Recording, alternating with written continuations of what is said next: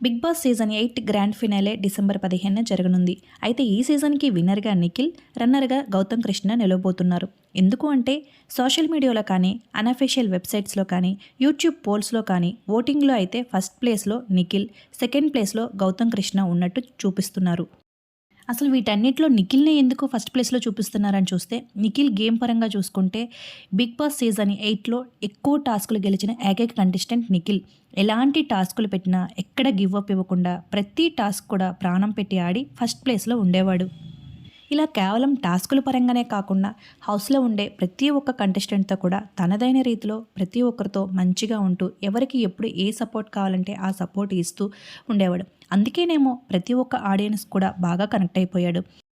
ఇంకా wild card ద్వారా వచ్చిన గౌతమ్ కృష్ణ కూడా టాస్కుల్లో ఎఫర్ట్ పెట్టి ఆడుతూ నామినేషన్లో అయితే తన సత్తా చూపిస్తూ సెకండ్ ప్లేస్లో కొనసాగుతున్నాడు. వీళ్ళ ఇద్దరి మధ్య చాలా టఫ్ కాంపిటీషన్ నడుస్తుందనే చెప్పాలి. కానీ సోషల్ మీడియాలో ఎక్కడ చూసినా సరే నిఖిలే విన్నర్, నిఖిలే విన్నర్ అని అయితే చూపిస్తున్నారు.